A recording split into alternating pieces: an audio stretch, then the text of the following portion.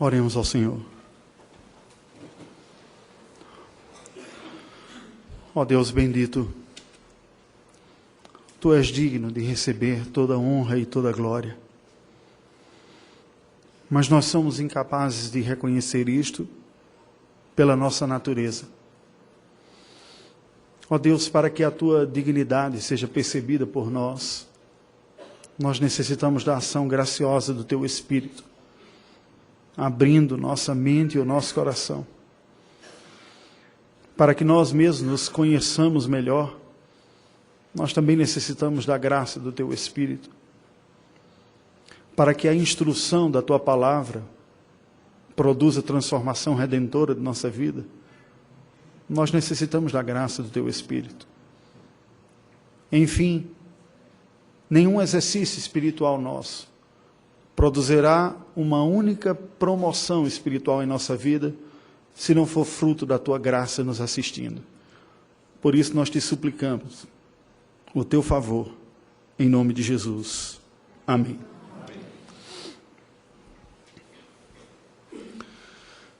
Conflitos interpessoais fazem parte da trajetória de todos nós.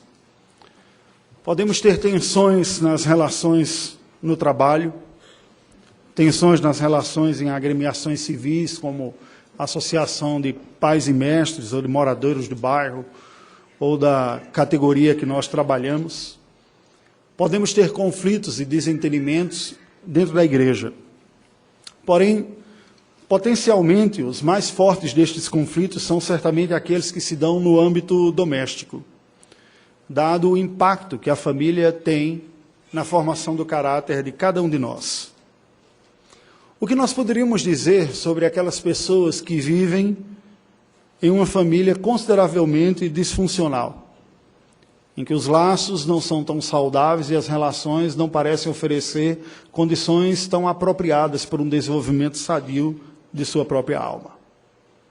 Como a piedade cristã pode se desenvolver quando se vive em meio a intrigas, desavenças e conflitos?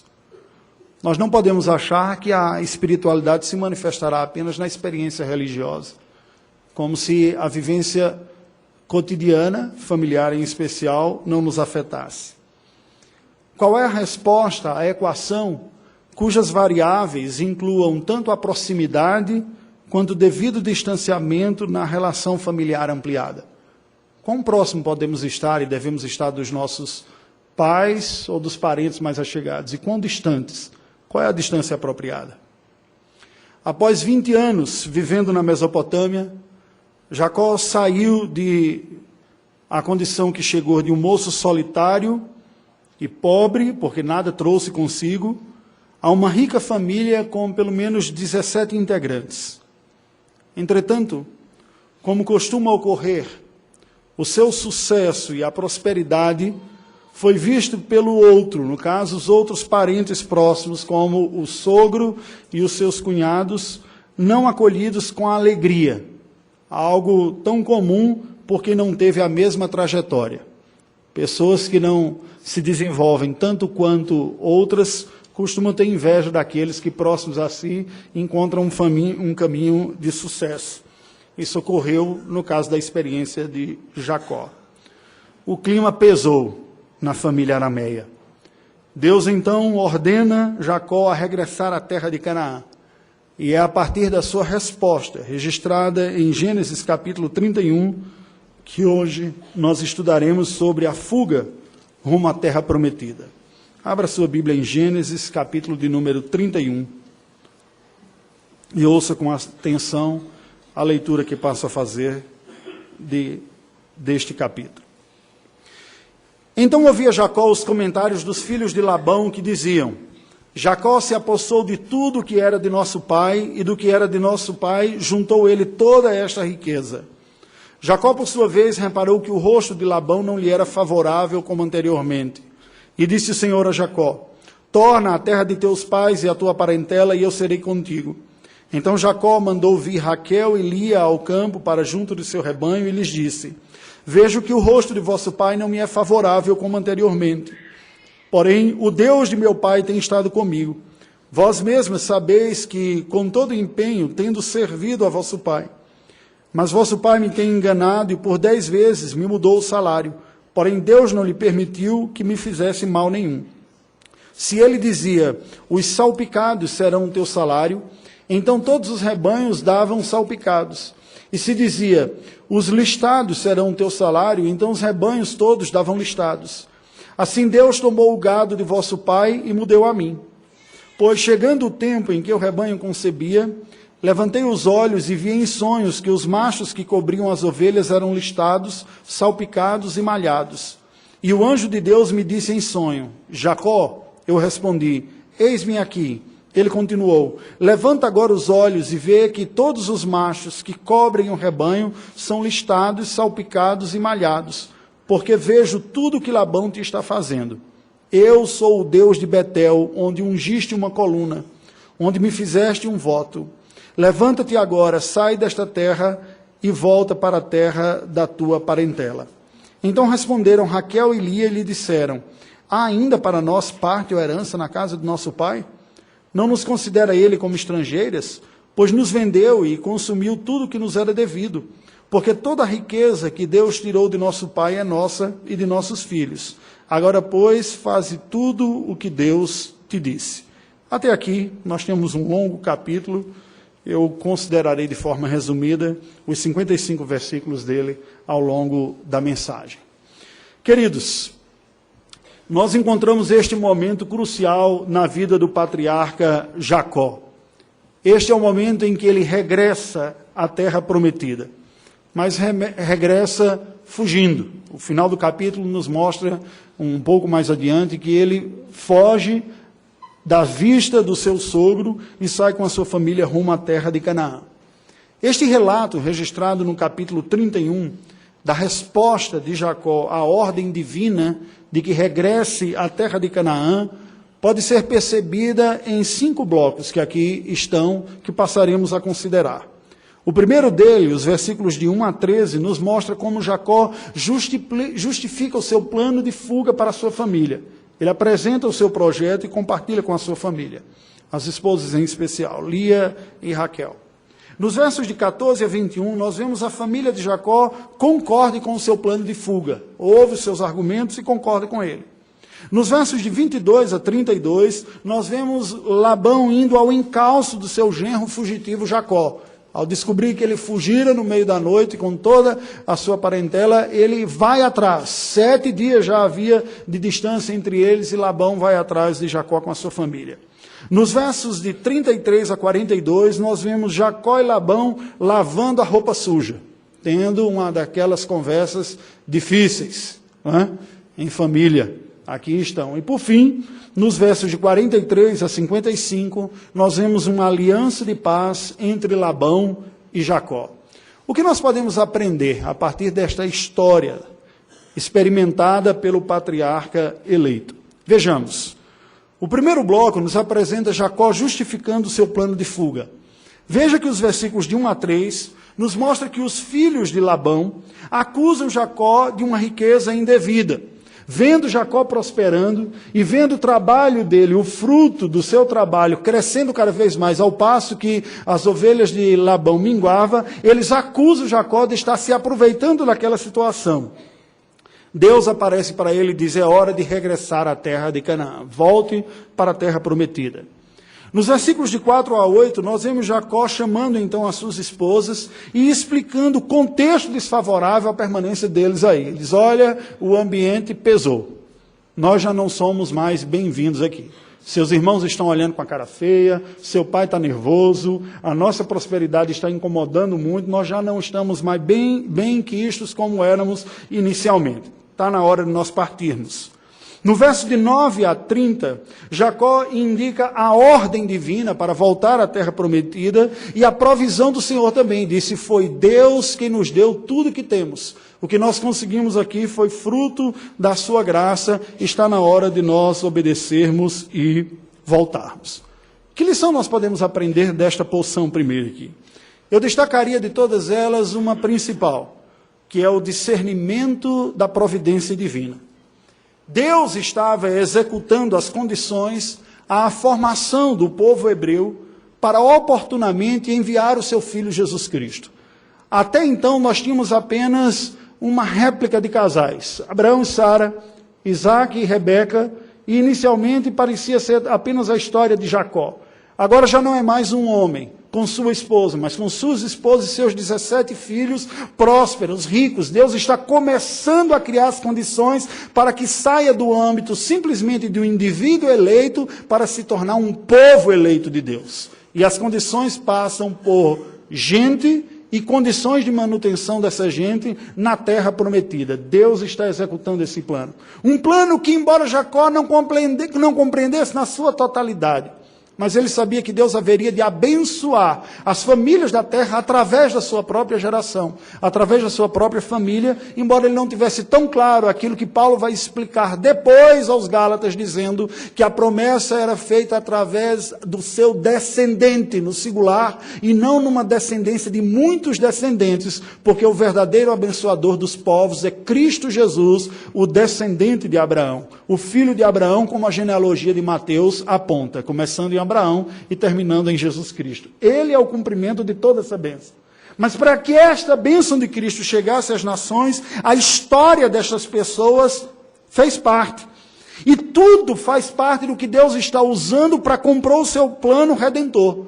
Os erros, inclusive, e os acertos do seu povo. Enquanto a história de redenção se desenvolve, Deus também está moldando o seu povo.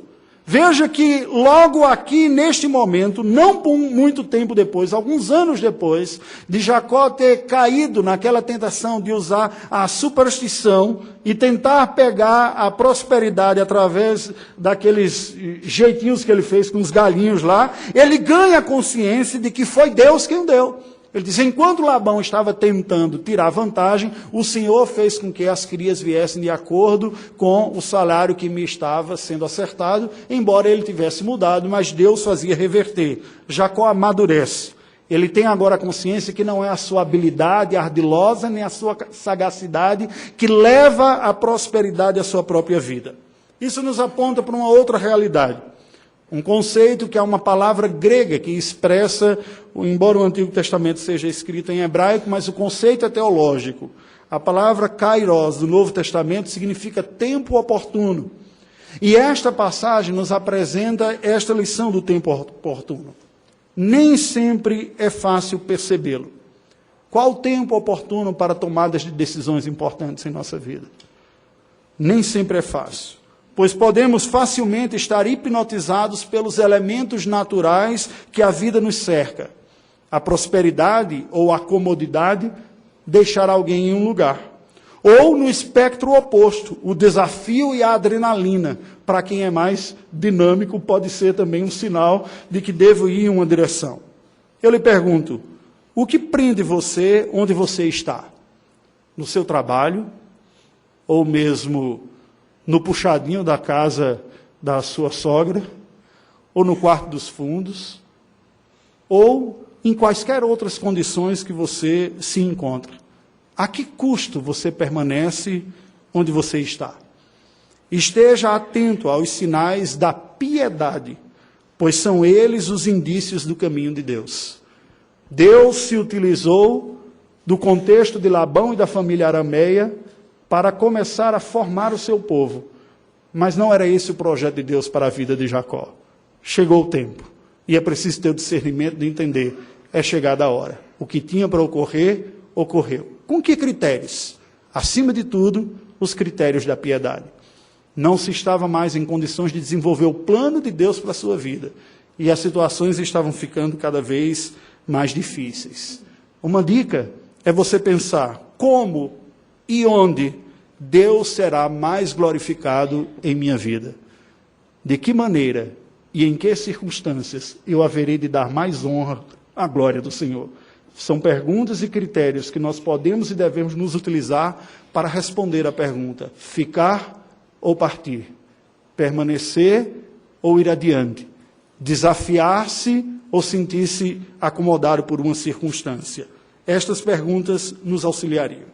A segunda porção, que vai do verso 14 ao 21, nos apresenta a família de Jacó concorde com o seu plano de fuga. Dos versos de 14 a 16, nós vemos que Raquel e Lia concordam com Jacó quando ele explica a situação. E elas, inclusive, vêm a reconhecer a usura do seu pai. Diz, é mesmo, ele se aproveitou da nossa situação, os nossos dotes, ele gastou tudo, aquilo que poderia ser para nós como herança, ele levou tudo e nós estamos dispostos a acompanhar. Eu acho que está na hora de nós irmos mesmo.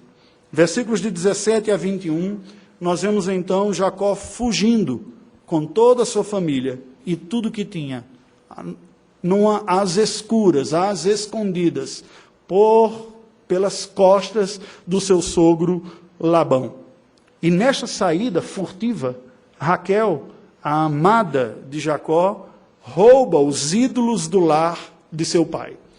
Embora eles viessem da família, da descendência santa, de um remanescente escolhido por Deus, as gerações, como desde o início do Gênesis até aqui, iam pouco a pouco se distanciando e apostatando da fé.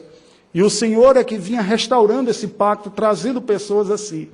Embora eles estivessem, em linhas gerais, numa condição melhor, inclusive por uma pré-reforma produzida por Abraão aqui, mas nós percebemos que num aspecto mais profundo da vida, havia outras confianças no coração daquela que era delícia dos olhos de Jacó.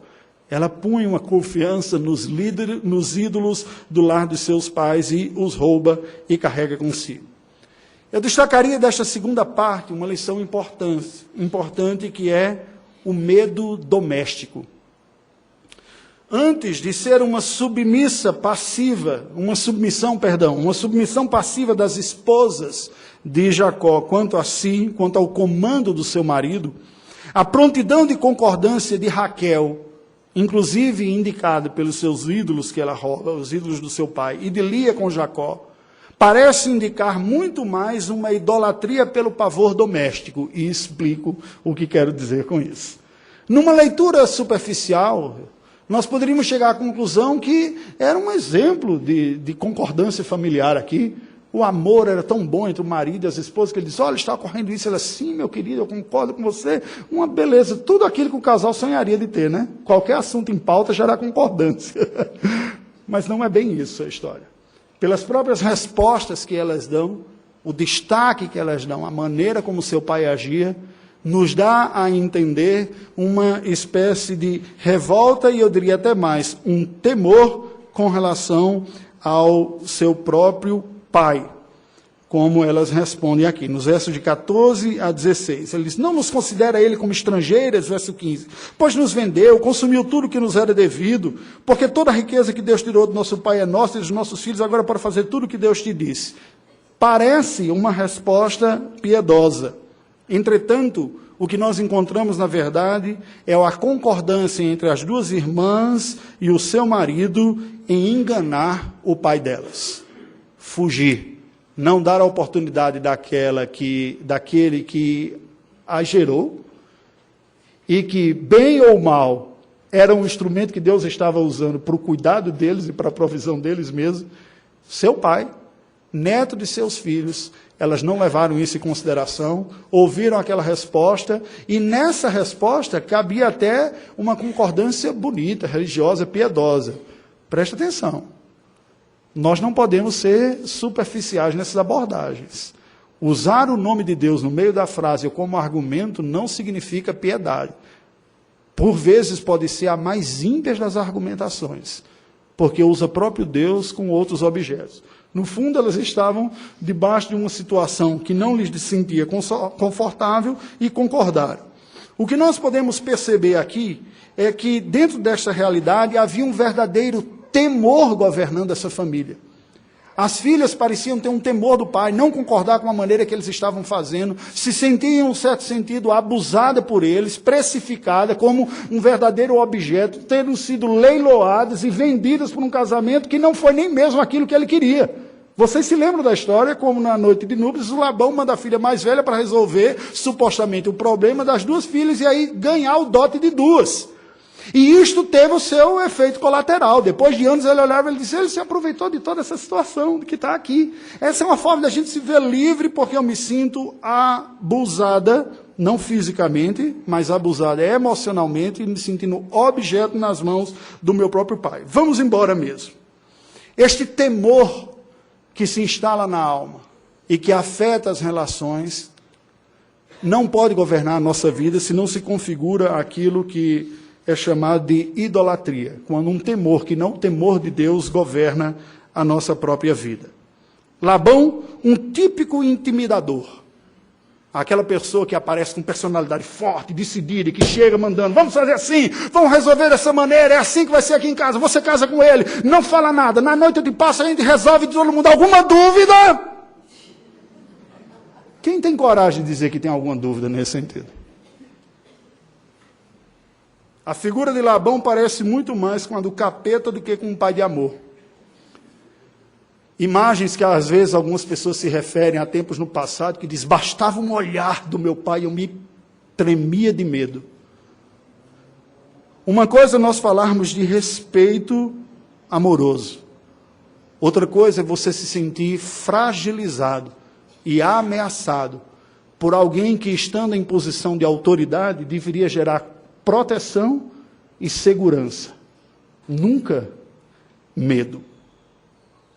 Ora, se Labão era esta figura intimidadora aos da sua própria casa, Jacó, Lia e Raquel, os três, desenvolveram um modo de autoproteção.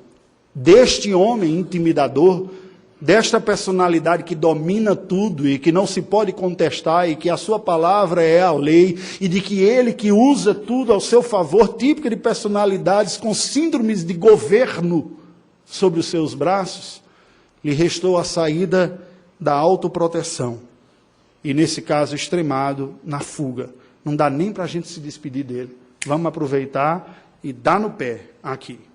O que vemos aqui é uma simbiose disfuncional.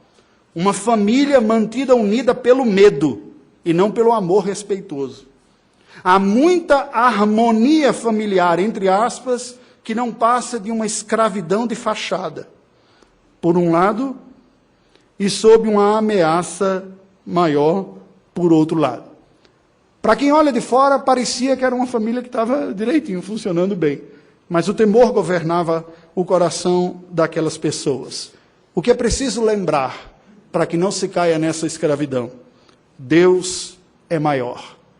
Aqueles que são ameaçadores, que crescem como gigantes, ameaçando destruir, punir, estragar e fazer o que for em represália ou em punição a quem os conteste, cabe a lembrança, Deus é maior. Não há ninguém maior do que o Senhor. É esta verdade de que é Deus quem governa e o temor do Deus Todo-Poderoso é que salvaria tanto o opressor quanto o oprimido desta relação simbiótica doentia.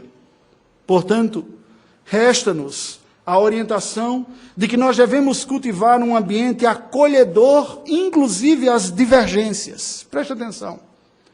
Um ambiente cujos relacionamentos são saudáveis é um ambiente em que ninguém duvida que é possível questionar. Um ambiente acolhedor às pessoas e acolhedor às divergências. Porque a minha divergência não me põe em risco a minha posição neste lugar. Eu sei quem sou, eu sei que eu pertenço. Eu posso, inclusive, na liberdade amorosa, questionar, respeitosamente. Queridos, Deus faz isso conosco. Deus é aquele que acolhe os questionamentos. Se você tem alguma sombra de dúvidas, leia os Salmos. Quem nunca se impressionou com os Salmos? Que tem hora parece que o salmista está verdadeiramente brigando com Deus e dizer, acaso o Senhor caducou, o Senhor não ouve as orações, não está vendo o que está acontecendo comigo? De onde vem essa ousadia, se não da plena certeza do estado de ser filho, de ter sido recebido e acolhido e dizer o que eu tenho para dizer para Ele, o direi, porque Ele é meu Pai e Ele me acolhe, Ele tem o melhor, embora eu não perceba. Então, como filho, eu questiono, porque a minha posição de filho não está em questão. Ele me ama, tem paciência comigo e sabe cuidar de mim. Somente um filho, em plena consciência da segurança da sua filiação, é livre para questionar os pais. Preste atenção.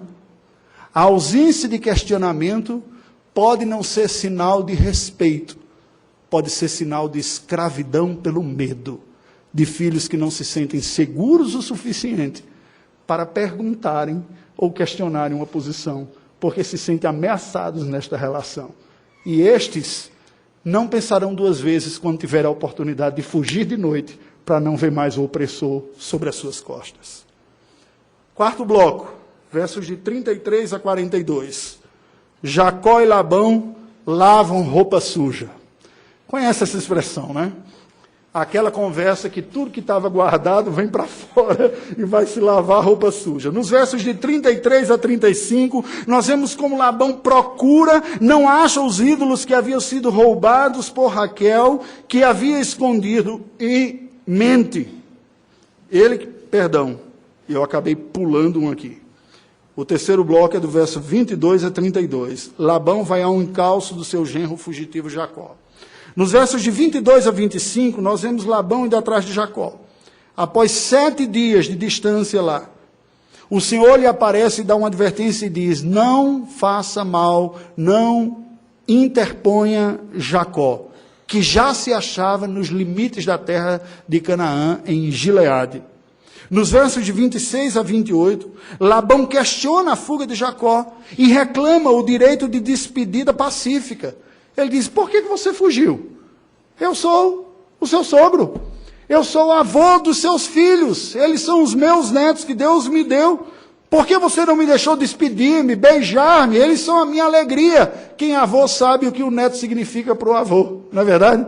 O pai tem a responsabilidade da educação. O avô e a avó quer curtir, quer brincar. Ele diz: vocês os tirou no meio da noite, simplesmente daqui, foi embora com eles. Isso não está certo.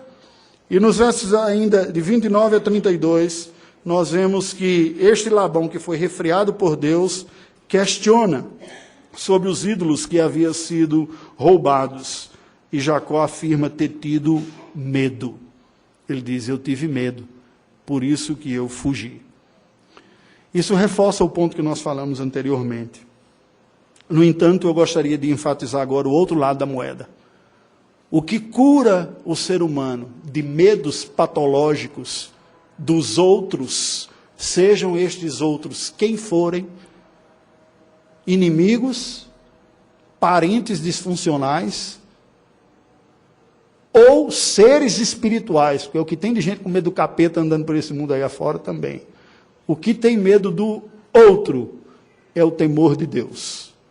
Como o reverendo Edson gosta de citar o Davi Merck, ele diz: o temor dos homens escraviza, o temor de Deus liberta, diz o Davi Merck. Ninguém nessa história foi governado pelo temor do Senhor, mas pelo temor dos homens, todos eles.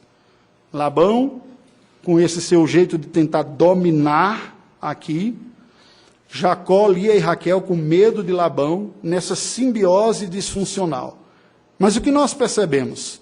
Este povo que era dominado por uma relação doméstica de pavor, tiveram uma única concordância no meio de tantas divergências e disputas daquelas mulheres, que era fugir de Labão. E instalava-se sobre o coração deles o medo de uma necessária conversa franca se instalando. Por quê? Por que o medo de uma conversa franca, porém necessária? Se havia descontentamento das filhas com relação ao pai, se havia descontentamento do genro com relação ao sogro, a maneira de estar sendo lidado, do pagamento e tudo mais. Por quê? Porque aquela relação não era governada por saúde emocional, nem relacional. Eles eram governados por um medo patológico.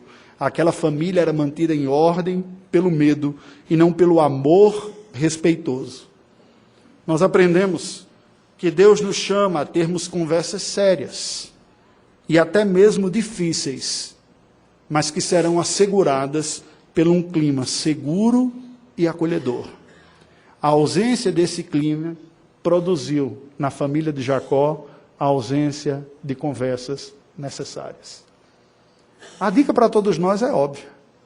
Nós temos que desenvolver em nosso seio, a semelhança do que Deus faz conosco, um ambiente tal para que os integrantes de nossa família se sintam confortáveis para falar o que sentem e o que pensam, e ainda até questioná-los. Isso está entre um dos tantos pontos que eu converso com a minha esposa, que às vezes se espanta com o nível de liberdade que ela considera às vezes excessiva dada por mim aos filhos. E eu costumo dizer, eu prefiro que eles sintam-se na liberdade de questionar estas coisas, do que guardá-las e simplesmente explodir do lado de fora. Nós sentimos isso como filhos de Deus. Podemos chegar diante do nosso Senhor e dizer o que é que está doendo na nossa alma. Podemos questionar, muitas vezes, a sua pedagogia que não entendemos, pedindo ao mesmo tempo o seu consolo e o seu conforto, na plena certeza, quem é filho de Deus, de que nossa condição não está sendo posta em xeque. Esta é a certeza. Quem de vocês nunca se espantou ao lerem um livro de Jó? Eu cresci ouvi dizendo como a paciência de Jó, e criava uma visão romântica na minha vida, de que aquele homem passou pelas dificuldades cantando louvores. Como algumas pessoas querem falar uma imagem de espiritualidade que não é a espiritualidade real. Vende assim, eu sou muito espiritual com louvores, aleluia. Há uma pedra no meio do caminho, eu digo, bendita, gloriosa pedra que vem da parte do Senhor. Que espiritualidade é essa? A pedra tropeçou, sai um belo de um poema como do Carlos Drummond de Andrade. Havia uma pedra no meio do caminho. Oh, desgraça daquela pedra que estava lá no meio do caminho. Aquilo que nós temos, e Deus o conhece, porque Ele conhece a realidade, sem mesmo que a palavra venha à nossa boca. Que sentido faz não transformar em palavras o que são sentimentos reais diante de Deus? Nenhum.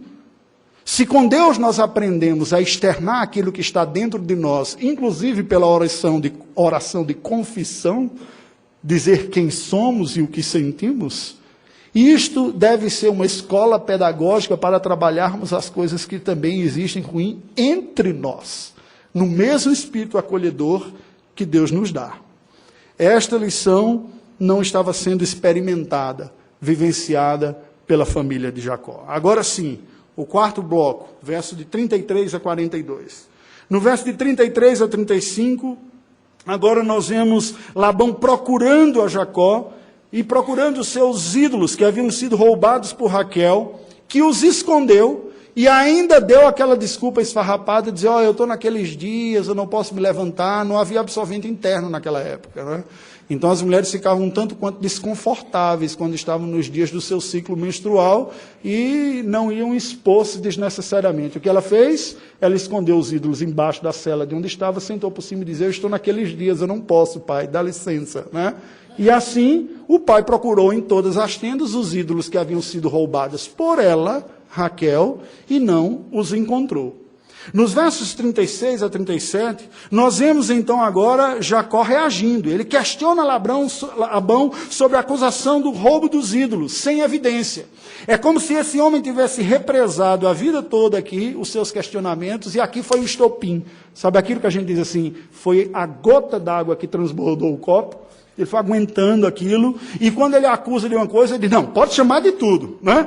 Mas de idólatra não, isso eu aprendi com meu pai, ídolo eu não trago comigo não. Você pode dizer outras coisas, eu levei muito desaforo, mas você dizer que eu saí da sua casa, e ainda roubei ele, você não achou nada, achou? Não tem nenhuma evidência aqui, você procurou e não tem nada. Mas tinha, levada pela sua amada, não é?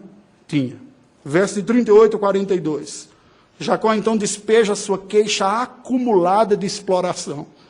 Não é à toa que nessa sua fala para Labão, ele cita 2 vezes a expressão, por 20 anos eu te servi. Quando eu li o texto, eu só fiquei lembrando daquele episódio do Alto da Compadecida, quando João Grilo adoece, quase morre, e depois ele vai falar do patrão e diz, eu fiquei doente, você não me deu nada, só um pão bolorento, mas para cachorro, você fez um bife frito na manteiga. Quando você tratou melhor sua cachorrinha do que eu mesmo. E ele guardou isso, e quando tinha atenção, ele jogava para fora. Eu lembrei disso, né? Jacó disse, faz 20 anos que eu trabalhei e você nada. Daqui a pouco, faz 20 anos que eu trabalhei e você nada. Aquilo estava lá dentro dele. E ele diz, mas Deus interveio. Deus parou. Deus não deixou você levar adiante esse seu projeto ambicioso e interesseiro sobre mim. O que nós vemos aqui? Uma típica avalanche emocional. Por quê? Deus criou o ser humano com capacidade de comunicação. Nós somos a única espécie com capacidade de troca de significado. Nenhuma outra espécie criada por Deus troca significado, só interage por instinto. Nós somos capazes de construir narrativas, de explicar, de tirar dúvidas, de questionar, de perguntar. Isso expressa a imagem de Deus no ser humano. Deus nos criou assim. E a articulação da fala e a argumentação, a conversa, são uma expressão da imagem de Deus para a aproximação de seres inteligentes, que se comunicam através de comunicação. Entretanto, como tudo mais em nossa vida, isso também foi manchado. Mas lembre-se, não perdido. Manchado, mas não perdido. Sentimentos de injustiça, desentendimentos e hostilidade, ao invés de serem um cenário de acolhimento, podem expressar e devem ser vistos também e serem trabalhados pela capacidade de lidar com a divergência. Muitas vezes é interpretado simplesmente como hostilidade, mas nós temos que nos lembrar que, acima de tudo, isso é uma expressão da imagem de Deus através de seres morais. E é preciso trabalhar com uma capacidade de lidar com a divergência, porque vivemos em um mundo caído e somos pessoas caídas. Não haverá harmonia plena em nenhuma relação. Ao invés disso, o que se encontra muitas vezes é a guerra de palavras. Por sinal, fica a recomendação de um livro do Paul Tripp intitulado Guerra de Palavras, falando sobre comunicação a partir do ambiente doméstico também. A guerra de palavras é o oposto daquilo que Deus coloca para a nossa espécie humana como capacidade de articulação e capacidade de diálogo e de conversa. Quando não há um cenário de acolhimento, quando não há uma capacidade de lidar com a divergência, quando não há este ambiente, o ambiente se torna propício a uma guerra de palavras. E preste atenção, eu fui educado e cresci no interior do Nordeste. E nós usamos as palavras de uma forma habilidosa como verdadeiros espadachins. As pessoas aprendem a sobreviver neste ambiente, porque crescem e são desenvolvidos assim. E não é à toa que, culturalmente falando, isso vai desde a prosa popular e o poeta de rua, até palavras agressivas também, porque são treinados nesta arte desde a tenra infância. Mas eu sou testemunha também de como as palavras podem fazer um mal muito grande e se tornarem assassinas das relações familiares. Pois tanto a hostilidade, que foi a via de Labão, quanto a fuga, a via de Jacó, são respostas ímpias, típicas de egos orgulhosos. Há um desentendimento, há uma desarmonia. O chefão, Labão, cresce, grita e se impõe na hostilidade para intimidar quem pensa diferente e diz: recolha-se ao seu lugar, quem manda aqui sou eu. Alguma dúvida? Por outro lado, aqueles que são governados pelo medo de uma liderança que nada parece com a liderança de Cristo, pecam pelo mesmo motivo, ego inflado, só que ao invés de ir para a confrontação, pecam pela fuga, a via de Jacó. Não dá para ter um diálogo com essa pessoa. Para me proteger, eu calo e fujo. Tanto um caso como o outro, o que está por trás do overflow de palavras, do aumento do tom, da intimidação, do azedume da circunstância, se não um ego que não admite divergência, questionamento e discordância? E do outro, se não também um ego que diz: eu sou bom demais para aguentar esse tipo de coisa. Eu não aceito isso para a minha vida, então para me proteger, eu prefiro que haja um vazio, um silêncio e um distanciamento entre nós. Ambos são incapazes de lidar com a controvérsia e com a exposição das próprias falhas. Orgulho. Por acaso você pensou que haveria plena harmonia em alguma relação? Tolo, não há. Somos pecadores, vivendo entre pecadores, em um mundo caído. Seres caídos em mundo caído. O que isso significa? Que nós precisamos da consciência que deve ser premissa e não ponto de argumentação. Todos falhamos. Todos. O ambiente precisa ser acolhedor, porque não há ninguém que não falhe. Isso deve gerar uma humildade da parte de quem está em posição de autoridade, que jamais deve usar a autoridade para intimidar aquele que está embaixo, e deve gerar confiança para aquele que está em condição de submissão, para ter coragem e liberdade de questionar quem está em cima, sem ter medo de sofrer retaliação por isso. Este é o espírito do Evangelho. É o que Deus faz conosco. A Bíblia diz, não se ponha o sol sobre a vossa ira. Nós não devemos guardar esse sentimento de injustiça, de desentendimento, de opressão, de exploração, especialmente com aquelas pessoas que nós fomos colocados pela providência divina para andarmos juntos. Questões que não são tratadas vão azedando, fermentando, aumentando, o buraco vai aumentando cada vez mais, e daqui a pouco já não é mais queijo suíço, é buraco negro que governa a situação. Não é à toa que algumas pessoas dizem, não dá mais. A solução é o divórcio. Não há mais nada entre nós. Mas como assim? Não tinha feito juras de amor eterno? Eu serei contigo na doença e na saúde, na tristeza, na riqueza, na pobreza, em tudo. Como é que agora ficou esse buraco? Eu não sei, foi aumentando. Foi aumentando porque não houve espaço para lidar. O sol, diz a Bíblia, não deve se pôr sobre a nossa ira. As nossas questões devem ser resolvidas e colocadas. E nesse sentido é preciso ter humildade para entender que todos nós somos falhos. A Bíblia também diz, irai-vos e não pequeis. A orientação bíblica é, trate do que for necessário. Não acumule.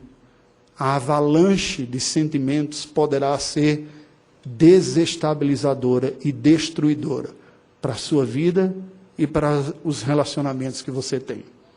Por fim, o quinto bloco, versos de 43 a 55. Nós vemos a aliança de paz entre Labão e Jacó. Verso de 43 a 47. Labão propõe a Jacó selar uma aliança de paz familiar.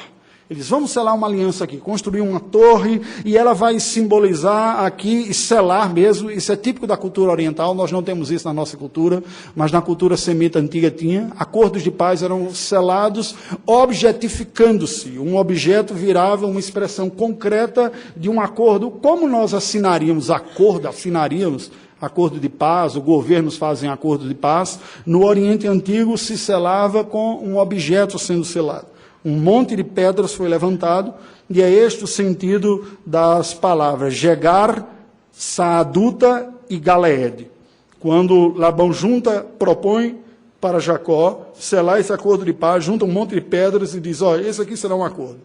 Não haverá mais nenhum problema, nenhuma diferença, nós vamos resolver tudo aqui entre nós. Eu volto para aqui, para a região da Mesopotâmia, você entra na terra prometida, ninguém é inimigo de ninguém, nós estamos em paz, e isso ficou sepultado.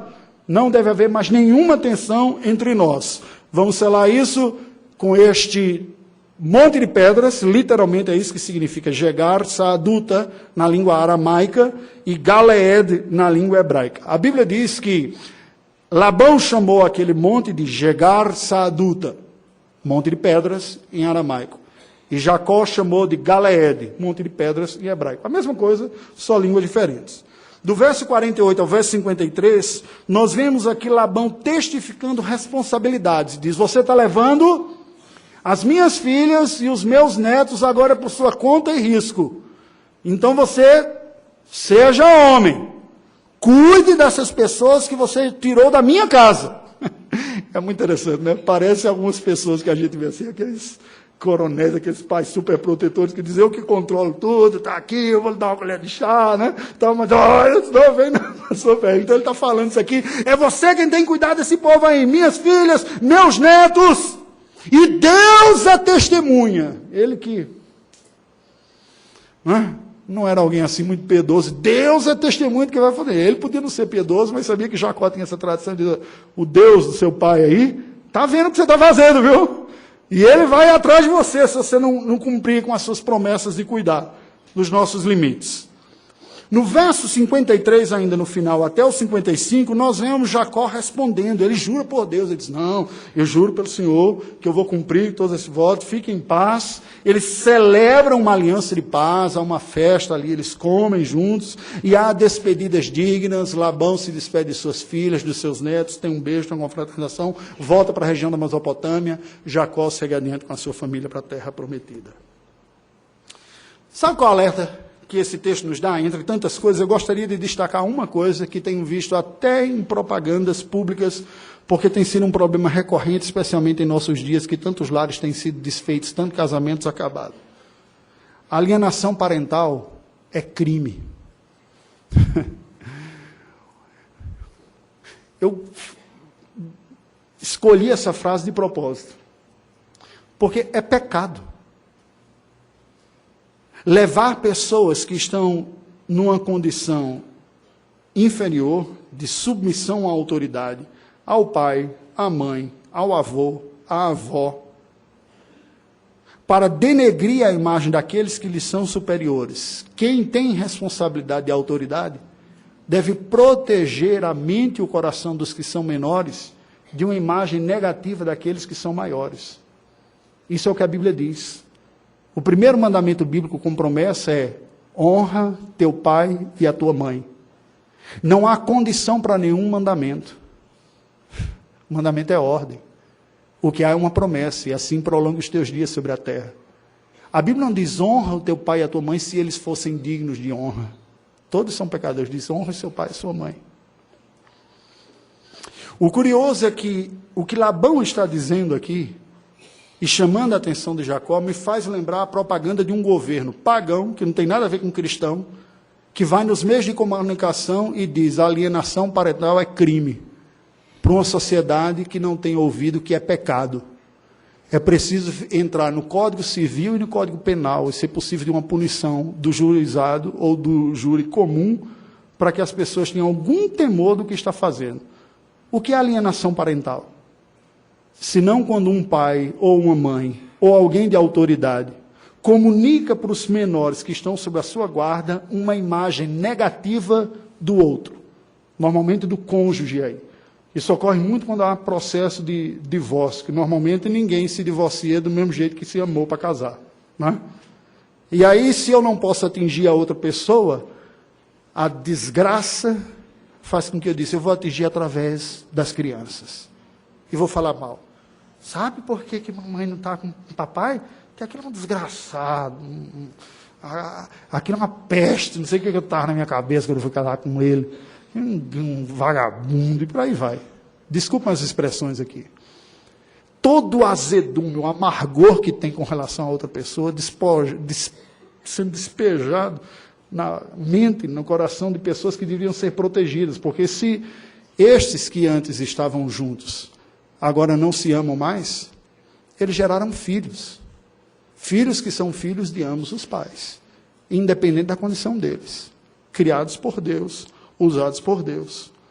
Não importa a condição religiosa ou espiritual dos ancestrais vivos, pai, mãe, avô, avó, para o bem da alma humana nós não podemos abrigar ódio quanto aos nossos genitores.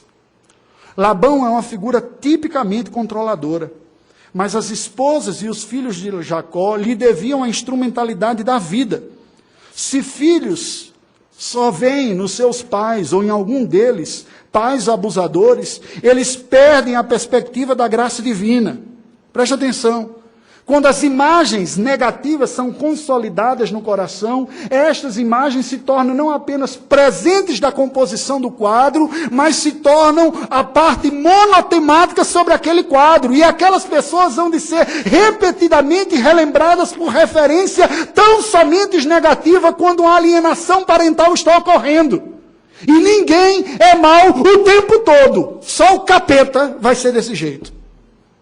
Então, quando essas imagens ficam sendo reforçadas desta maneira, e pessoas que estão debaixo de autoridade crescem com o reforço dessas imagens, elas constroem em sua mente e em seu coração uma figura distorcida da realidade.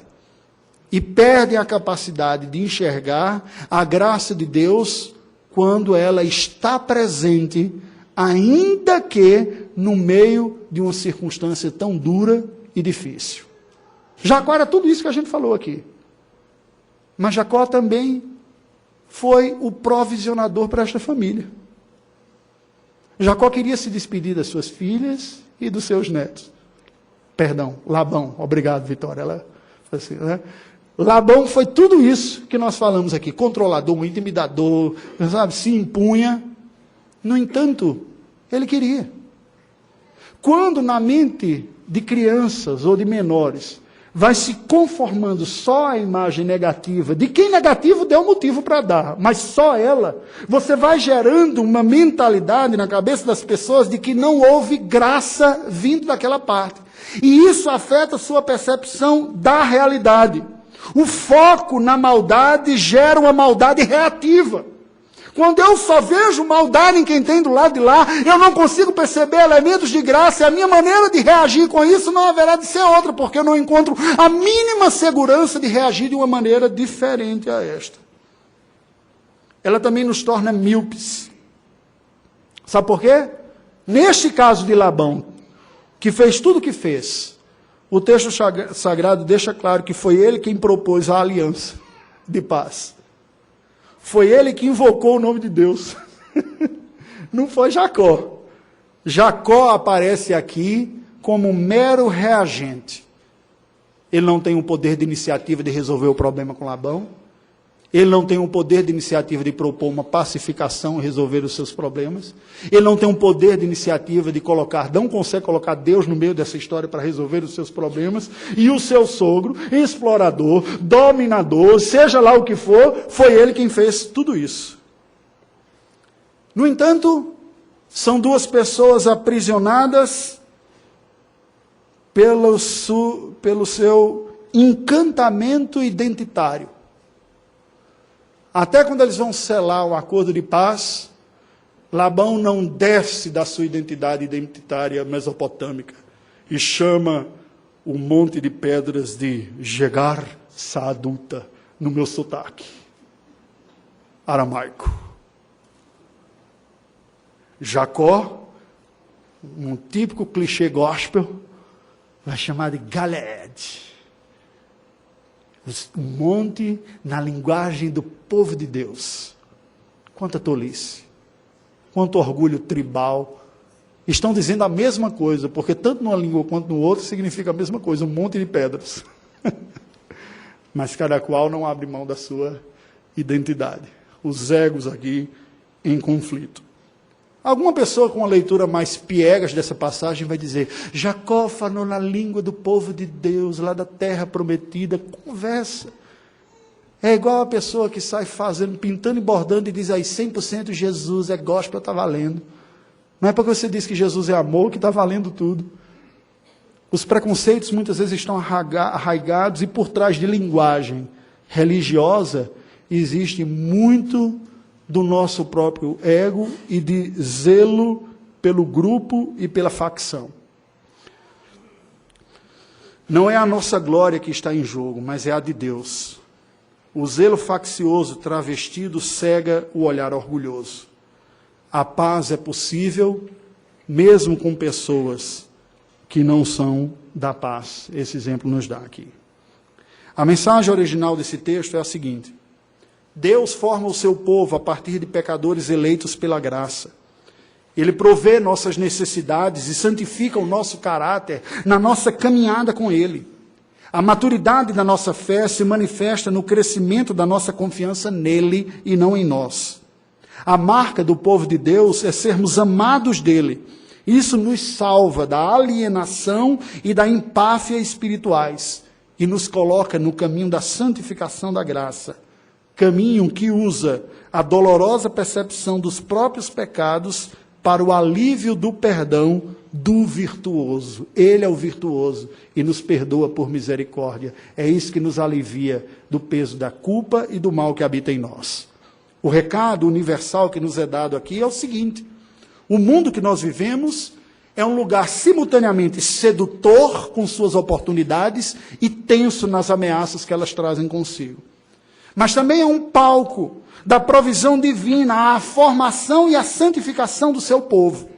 Toda a vida, com as suas crises, inclusive, são poderosas ferramentas, essas crises, que revelarão os ídolos do nosso coração e nos capacitarão, portanto, a sermos libertos delas, que se não vivêssemos essas tensões, eles permaneceriam escondidinhos debaixo das celas que nós montamos para que os olhos dos outros, nem os mesmos nossos, contemplemos os ídolos que carregamos na nossa vida.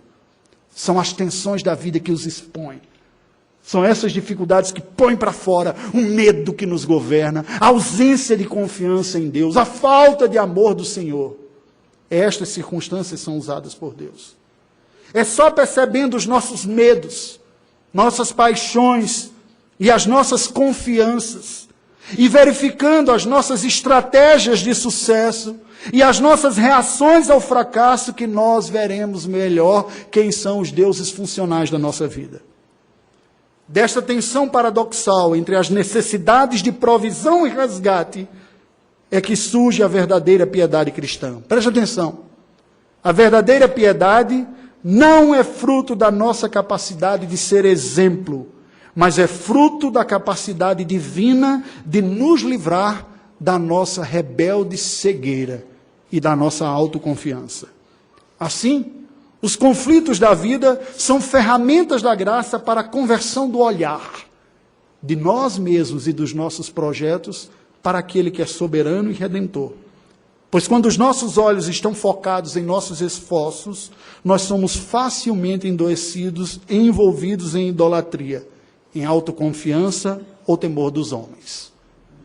Para concluir, as lutas da vida não são sinal do abandono divino, mas são poderosos instrumentos da graça para a redenção da igreja, para o perdão dos nossos pecados e para a nossa santificação, pois revelam as nossas deficiências de fé e santidade, e vai ficando mais claro para nós onde nós dependemos mais e mais de Deus.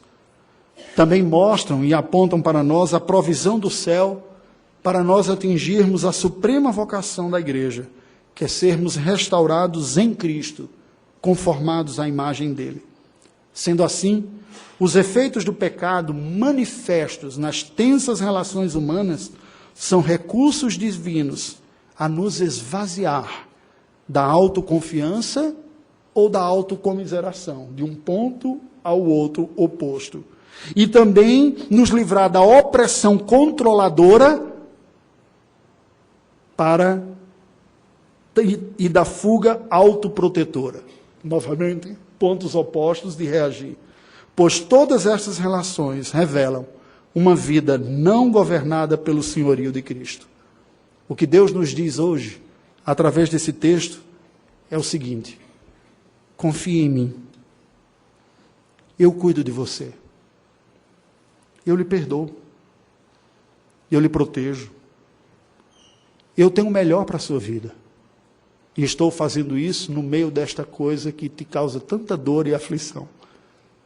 É para que você perceba como você pode ser bem melhor em Cristo, que eu estou lhe dando isso. Chore nos meus braços. E eu ouço as suas orações. Eu acolho as suas lágrimas. Eu respeito